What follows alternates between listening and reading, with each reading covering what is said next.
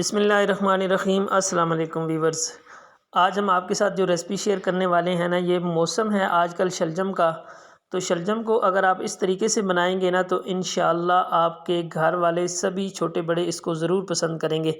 तो बिना time waste किए हमने शुरू भी कर दी है जी। आपके सामने इसकी थोड़ी सी कटिंग आपको दिखा देने हैं कि इस तरह जो इसका मोटा छिलका होता है ना, ये आपने उतार देना है। अगर आप इस छिलके को अच्छी तरह नहीं उतारेंगे तो फिर आपके शलजम अच्छे नहीं बनेंगे। इसलिए सबसे पहला स्टेप जो है ना, ये आपने बगौर देखना है। इसको इस तरह करके आपने कट कर लेना है। इसकी छिलके साफ़ करने बहुत ज़्यादा ज़रूरी होते हैं। ये हमने छिलके साफ़ कर लिए हैं। अब इसकी कटिंग कर लेते हैं। कटिंग आपने रफली करनी है। वो आप चाहें तो छोटे साइज़ की कर लें, चाहें तो बड़े साइज़ की कर लें। लेकिन हम यहाँ पे छोटे साइज़ की इसलिए कर रहे हैं कि जल्दी से हमने इनको बॉयल करना है, तो फ़ौरन से बॉयल हो जाएंगे। और अगर हम इसकी कटिंग अच्छे से नहीं करेंगे ना, तो ये गलने में मसला करेंगे। कुछ पीसेस हम मोटे कट कर देंगे, कुछ छोटे कट कर देंगे ना, तो छोटे पीसेस जल्दी से गल जाएंगे और मोटे पीसेस अंदर तक सही नहीं गलेंगे और फिर आखिर में आपके सालन के टेस्ट पे इफ़ेक्ट पड़ता है। तो इसलिए आपने एक जैसी कटिंग करनी है। यहाँ पे आप देख सकते हैं जी, हमने इनको ज़बरदस्त तरीके से साफ़ सुथरा करने के बाद बहुत अच्छी सी इनकी कटिंग कर ली है। साइड पे रखते हैं इसको और चलते हैं इसके मेन काम की तरफ। ये स्टेप बहुत ज़्यादा इंपॉर्टेंट है, इसको आपने गौर से देखना है। यहाँ पे हमने कढ़ाई के अंदर शामिल कर दिए हैं कट किए हुए शलजम, और इसमें हमने कोई चीज़ भी शामिल नहीं करनी, पानी भी शामिल नहीं करेंगे। जस्ट हाफ़ टी स्पून नमक हमने इसके ऊपर शामिल कर दिया है। एक दफ़ा अच्छे से आपने नमक को मिक्स कर देना है। सब्जियों का वैसे भी ये होता है कि जब आप इसको नमक डालते हैं और इसके नीचे चूल्हा जलाते हैं ना, तो ये अपना पानी छोड़ देती हैं। इसका सबसे खूबसूरत स्टेप यही है जिसमें हमने इसमें पानी शामिल नहीं किया। बग़ैर पानी शामिल किए हुए हम इसको बॉयल करेंगे। ढक्कन लगा देते हैं और इसको बॉयल होने के लिए छोड़ देते हैं और चलते हैं इसका मसाला रेडी करते हैं। मसाला तैयार करने के लिए हमने यहाँ पे 1 कप के बराबर घी लिया है। आप ऑयल में भी बना सकते हैं, लेकिन घी में ये ज़्यादा टेस्टी बनते हैं, इसलिए हमने यहाँ पे घी इस्तेमाल किया है। हल्का सा गर्म होने के बाद हम इसमें प्याज शामिल करेंगे। ये एक मोटे साइज़ का प्याज है और एक छोटे साइज़ का प्याज है।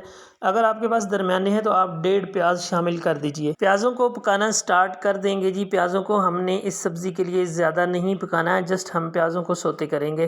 प्याज जब नरम हो जाएंगे उसके बाद अदरक लहसुन का पेस्ट 1 टेबल स्पून शामिल किया है। इसको हमने 1 मिनट के लिए इसके अंदर पकाना है। बहुत ही प्यारी सी खुशबू उठने लगेगी जब अदरक लहसुन पकना शुरू होता है ना। इसका कलर चेंज करना ज़रूरी नहीं है। साथ ही क्यूब में कट किए हुए 2 दरमियाने साइज़ के टमाटर, प्यारे प्यारे लाल से टमाटर शामिल कर दिए हैं। इनको हम नरम करेंगे। जब टमाटर नरम हो जाएंगे तब हम इसमें मज़ीद मसाले ऐड करेंगे, लेकिन पहले टमाटरों को नरम कर लेते हैं। यहाँ पे मैं आपको एक ज़रूरी बात याद दिलवाऊंगा कि अगर आपको वीडियो पसंद आ रही है तो वीडियो को लाइक कर दीजिए और चैनल के साथ जुड़ने के लिए चैनल को सब्सक्राइब कर लीजिए। यह आप लोगों की तरफ से प्यार होता है, हमारे ऊपर एतमाद होता है कि हमारा काम आपको पसंद आ रहा है। टमाटर नरम हो चुके हैं जी। जब इस तरह की सिचुएशन हो उसके बाद मसाले शामिल कर देने हैं। 1 टीस्पून हमने इसमें शामिल किया है लाल मिर्च का पाउडर। 1 टीस्पून हमने इसमें धनिया पाउडर शामिल किया है। हाफ़ टी स्पून हमने हल्दी पाउडर शामिल किया है और नमक हाफ़ टी स्पून हम इसमें शामिल करेंगे, क्योंकि नमक हमने पहले भी शामिल किया हुआ है शलजम को बॉईल करते हुए। इसलिए आपने अपने टेस्ट के हिसाब से इसको एडजस्ट कर लेना है। यहाँ पे हम मसालों को पकाएंगे, लेकिन यहाँ पे ड्राई मसाला फील हो रहा है, इसमें हम थोड़ा सा पानी शामिल करेंगे। जब भी आपको मसाला ड्राई फील हो आप इसमें पानी लाजमी शामिल कर लीजिएगा। पानी शामिल करने से क्या होता है कि मसाले भी बहुत अच्छे से पक जाते हैं और टेस्ट पे भी कोई फ़र्क नहीं पड़ता, इसलिए डरने की ज़रूरत नहीं है। बाज़ लोगों का ये ख्याल होता है कि अगर मसाले में पानी शामिल करेंगे तो शायद हमारा सालन अच्छा नहीं बनेगा। ऐसी कोई बात नहीं होती भाई, पानी शामिल करें और इसको अच्छे से पकाएं। जो टमाटर ज़्यादा सख्त हैं, स्पैचुला की मदद से आप उसको मैश कर सकते हैं। तो यहाँ पे आप देखिए जी, माशाल्लाह से सेपरेट हो चुका है ऑयल और ज़बरदस्त मसाला तैयार हो चुका है। अब हम इसके अंदर जो शलजम बॉयल किए हैं ना बग़ैर पानी के, वो हम शामिल कर रहे हैं। और आप देखिए माशाल्लाह से शलजम इतने ज़बरदस्त बॉयल हुए हैं, पानी हमने शामिल नहीं किया।